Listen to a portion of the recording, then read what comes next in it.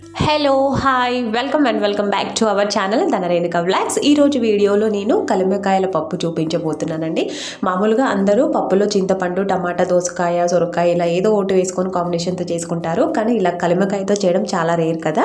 ఈరోజు నేను నా వీడియోలో అయితే కలిమికాయ పప్పు చూపించబోతున్నానండి. సో మీరు కూడా చూసి మీకు దొరికితే కనుక మీరు చేసుకొని ఎలా ఉందో నాకు కామెంట్లో తెలియజేయండి.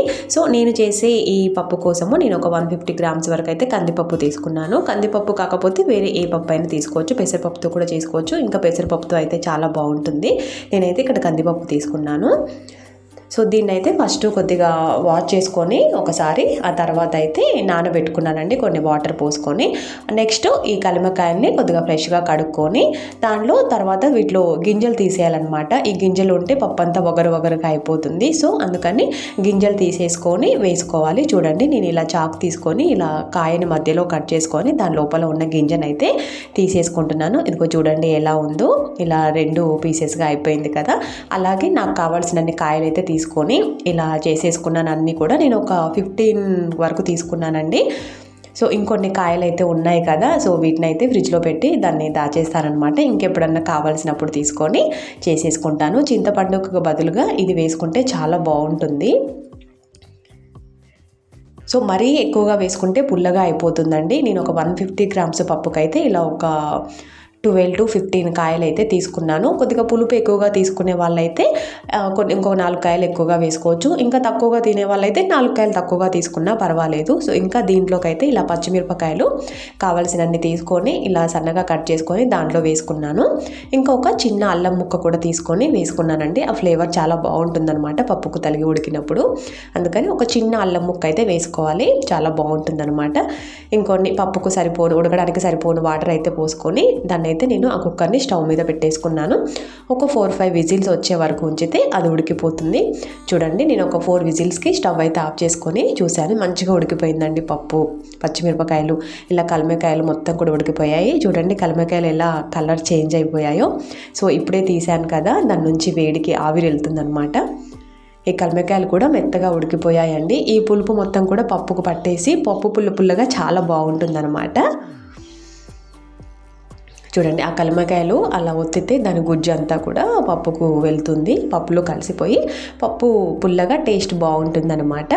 సో దాన్ని మొత్తం కూడా పప్పును మెత్తగా అయ్యేలాగా ఇలా ఒక గరిటె తీసుకొని రుబ్బుకోవాలి. సో పప్పు గుత్తి అయినా పర్వాలేదు, పప్పు గుత్తితో రుబ్బుకుంటే ఇంకా కొద్దిగా మెత్తగా వస్తుంది. సో నేనైతే ఇక్కడ గంటెతో రుబ్బుతున్నాను అనమాట. ఓకే, కొద్దిగా పప్పు అయితే గట్టిగా ఉంది కదండి, మనకి ఇంకొద్దిగా లూజ్గా కావాలి కాబట్టి నేను దానికైతే కొన్ని వాటర్ యాడ్ చేసుకుంటున్నాను. ఇలా కావాల్సినన్ని వాటర్ అయితే పోసుకొని మరీ లూజ్గా కాకుండా మరీ గట్టిగా కాకుండా ఈ కన్సిస్టెన్సీలో చేసుకుంటే చాలా బాగుంటుంది. చూడండి ఎలా ఉందో పప్పు. మనము ఎన్ని వాటర్ పోసుకున్నప్పుడు ఎక్కువగానే అనిపిస్తుంది లూజ్గా, కానీ తర్వాత గట్టిగా అయిపోతుంది కదండి. సో ఇప్పుడైతే నేను ఈ పోసుకున్న వాటర్కి లూజ్గా అనిపిస్తుంది, కానీ తర్వాత ఆటోమేటిక్గా వేడికి అది గట్టిగా అయిపోతుంది. ఇప్పుడు వాటర్ పోసుకొని మొత్తం కలుపుకున్న తర్వాత సాల్ట్ అయితే యాడ్ చేసుకుంటున్నాను. సో తగినంత సాల్ట్ అయితే వేసేసుకోవాలి. చూడండి ఎలా ఉందో. ఇప్పుడు దీన్ని అయితే నేను వేరే బౌల్లోకి అయితే తీసేసుకుంటున్నాను. ఇంత పెద్ద కుక్కర్లో అయితే వేసుకొని సర్వ్ చేసుకోవడం అయితే కష్టమవుతుంది కదా. మనకు కావాల్సిన బౌల్లో వేసుకుంటే మనం సర్వ్ చేసుకోవడానికి చాలా బాగుంటుంది.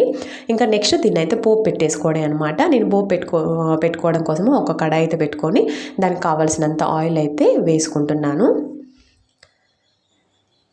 ఇలా ఆయిల్ హీట్ ఎక్కిన తర్వాత ఒక 2-3 ఎండుమిరపకాయలు వేసుకోవాలి.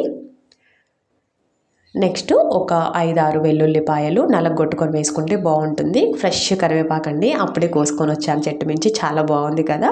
సో ఆ కరివేపాకు కూడా వేసుకుంటున్నాను నేను. కరివేపాకు తర్వాత కొద్దిగా జీలకర్ర.